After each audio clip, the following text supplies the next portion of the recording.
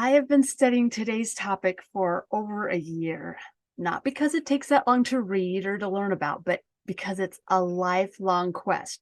But I'm happy to say that I'm at least on the road now. I firmly believe that the journey is more important than the destination in most things. And I found it especially true with today's topic. Do I wish I would have started my journey sooner? Definitely. But at least I'm finally on my way. I'd like to talk to you today about self-compassion and how it has changed so much about the way I handle the burdens that never seem to stop coming my way. A few years ago, I felt really drawn to learn more about self-compassion. I had heard that Kristin Neff was one of the top researchers and teachers on this topic, so I got a few of her books about this with the intention to read through them pretty quickly. Now, as with most things, it took longer than I thought. Not the actual reading, but the subject totally took me by surprise. There was so much more to it than I had anticipated. I found that I wasn't just learning through reading the materials. I had to stop and process what I was reading, like I was doing my own research project. I started noticing where I could give myself more self-compassion. I questioned the way I had been thinking, and I tried to understand myself better. It may have taken longer than I thought, but I have done more than learn. I feel like I have gotten my feet wet, only wanting to dive in deeper. Today, I wanted to share with you the basic premise of what self-compassion is, and then over the next few weeks, go into more depth with a few of the things I found most interesting and what I thought may help you the most. I hope you enjoyed this series on the podcast. The first big aha I had was that there was more to self-compassion than just being kind to myself. That's the first part of it, but there was so much more. There are three components of self-compassion. They are, number one, self-kindness, which is being gentle and understanding with yourself rather than critical and judgmental. Number two is common humanity. I learned that is feeling connected with others in our experiences of life rather than feeling separated in the hard things we go through. And number three, it requires mindfulness. We must be aware of our experiences, maintaining balance and not ignoring or exaggerating what we are experiencing. Let's talk about each of these three doorways to self-compassion, which is what Kristin Neff calls them. The first one is self-kindness.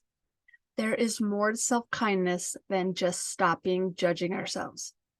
It begins by being actively comforting to yourself, treating yourself just like you would a friend that you love dearly. Now, I've been teaching this in Camp Connection before I even found out that it was a thing. It really does change everything when you are kinder with yourself. When something is hard, stop and give yourself warmth, gentleness, and sympathy for what you're going through. When I started doing this and stopped waiting for someone else to give me the sympathy I was wanting, it changed me. It changed my expectations of what I thought I could only get from other people. Turns out I'm a pretty good friend after all. I'm a good friend to myself. That's when I started experiencing true healing. It's actually easier than you think to be kinder to yourself. It's not like you comfort yourself out loud and open yourself up to others thinking that you're strange. It's just something you do inwardly. Did you realize that we have the capacity to both give and receive love? Of course you do. But did you know you can give and receive love to yourself? Think about that one. It's amazing. We don't have to rely on others to give it to us. It's nice, but we don't have to rely on it. When we consistently give ourselves love and understanding, we begin to feel worthy of love and accepting. Do you see how that works? It's always available when you're the one giving it to yourself. And this doesn't become a selfish thing. When you feel loved, you're more likely to give love. I recently heard someone talk about the common phrase, hurt people hurt people. Have you heard that one? Well, I heard it said differently. He taught that loved people love people. So this really cemented in what I've been feeling for a while now. When I love myself, I truly can love other people better. But how do you start being kinder to yourself when you've been in this pattern of being mean to yourself for so long? So I have a top suggestion for that. And it's really simple. You just start paying attention. You just begin listening to how you're talking to yourself. When you make a mistake, what pops into your mind? Start listening. And I think you might be just a little bit horrified at what you hear. How do you change it? Believe it or not, I'm not the only one who answered this question with journaling. Start writing out your thoughts so you can see them right in front of you. When you see them, they are easier to identify. Don't censor what comes to your mind. Say the mean thing about yourself. Write it down and see what happens. In my experience, after I've gotten out all the venom, the kinder, more compassionate part of myself that shows up for others began to show up in my journal for myself. She begins to bring my thoughts to a kinder place, and I'm able to see a different way to talk to myself. Please, please try this if you haven't, and don't expect to become an expert at it at your first try. It takes time. It took the time for me too. Show up every day for a few weeks before you say it doesn't work. You deserve to give it a good shot. Okay, let's talk about the second component of self-compassion, which is our common humanity. Now, this one took me by surprise when I first read it, but as I learned more, it made total sense. Self-acceptance and self-love are important, but they are not complete by themselves. They leave out an essential part of living here on this planet. We're surrounded by other people. Compassion literally means to suffer with. Having self-compassion honors the fact that feelings of inadequacy and disappointment are shared by all of us. This is what makes self-compassion different than self-pity, which we're going to talk about more on a later episode. This can offer us comfort because we're all human and we're not alone. But we don't tend to focus on what we have in common with others, but we focus on what is different. That's when we feel isolated and disconnected. So here's where I really perked up. When we learn about common humanity and that we're all more alike than different, we feel more connected. Connection, my friends. My study of self-compassion was bringing in connection, which is, as you know, my favorite subject. When we are in touch with our common humanity, we remember that everyone suffers. And that is a form of comfort because everyone around us is human. If we can remind ourselves in a moment of falling down that failure is part of the shared human experience, then instead of feeling isolated, we can feel connection. Now, it still hurts to fail, but it doesn't become worse by adding separation and anxiety to it. Here's a little thing you can try the next time you find yourself judging yourself harshly. Try to remember to bring in common humanity instead of separating yourself. And you feel a negative feeling come up about yourself, and you hear yourself saying something like, "That was so stupid of me to say that. How could you be so thoughtless?" Try following up with a thought like, "And it won't be the last time because I'm human." Lots of us humans speak before we think, and I'm going to try to do better next time. See what I mean? Instead of sticking with the feeling of being the only stupid person on the planet that says insensitive things, remember that all of us do it sometimes, and we're still doing a great job. And so are you.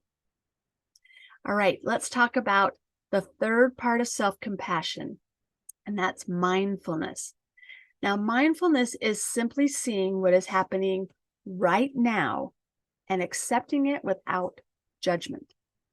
To give ourselves compassion, we have to first recognize that we are suffering. There's a critical difference to focusing on failure itself rather than on the pain that's caused by the failure. Because we have been conditioned to run from pain, it's a switch to try and learn to pay attention to it. But how do we show compassion for the pain of our experience if we don't allow ourselves to acknowledge it? That's why it's so important to learn not only how to acknowledge our feelings, but to do it without exaggerating it, making it bigger and harder than it really is. Observing what is going on right here, right now, there's only one of those. When we think about the future or the past, they are only thoughts. You're not experiencing it anymore, or you're not experiencing it, haven't experienced it yet. See the difference with being mindful of what you're feeling just right now? You can deal with that. It's much smaller than adding in the past and the future. It allows you to see things with more clarity. It helps you to deal with things more calmly. Remember that the next time you feel overburdened, what is happening right here, right now. It helps us to see that we don't have to believe every thought or emotion as real or true. We get to decide what is true right now. We can respond instead of reacting. We suffer more when we compare our reality to what we might want to have happen when we desire for things to be different than they are. The more we resist, the more we actually suffer. So, one of the most empowering things about becoming more mindful is that you can shape your future more because you are more clear as you make your choices. So how do we become more mindful when we do so many things on autopilot? We do things so often without even thinking about it. Well, why not choose an activity every day where you'll be more mindful so you can practice? Here's 2 ideas. Number 1, when you're brushing your teeth, don't let your mind drift to other things. Just pay attention to brushing until you're done. Sounds simple, but really try it. You'll see how much your brain starts moving around and tries to go to other things. Okay, my second suggestion of a time you can practice this is when you walk from your car into the grocery store. We all have to do that, right? What are your feet doing? Pay attention to that. What does the air feel like on your face? And how many steps does it take to get there? Choose one of those things and try that. Now, it's not easy to do because our minds are wired to look for problems to solve. So you're trying to help it to slow down and to relax by being mindful for short bursts of time and start seeing what happens. As you can see, there's so much to learn when it comes to self-compassion, and I can't wait to dive in deeper with you. I'm grateful, really grateful for the research and focus Dr. Kristin Neff has done with this topic. It has opened up a whole new world for me. I'm learning to be more self-compassionate with myself all the time, with lots of need for improvement. But if I keep trying and remembering as I go along that I can give myself kindness in every situation, I can remember that pain and hard times are part of the shared human experience. I'm not going through this alone. And I can pay attention to my thoughts and emotions right as they are here and now. That is the lifelong practice of self-compassion. You in? I hope so, because I truly believe it is a worthwhile pursuit. It is worth our time and effort. If this episode inspired you at all to make some simple changes in your life, I'd like to invite you to share it with a friend. You can make this part of that shared human experience I'm talking about, that you are making a part of your life. You can learn about self-compassion together and support each other. Thanks for being with me here today. And remember, I see you. I understand how hard you're trying, and I'd like to help however I can. Have a wonderful day, and I'll see you back here again next week.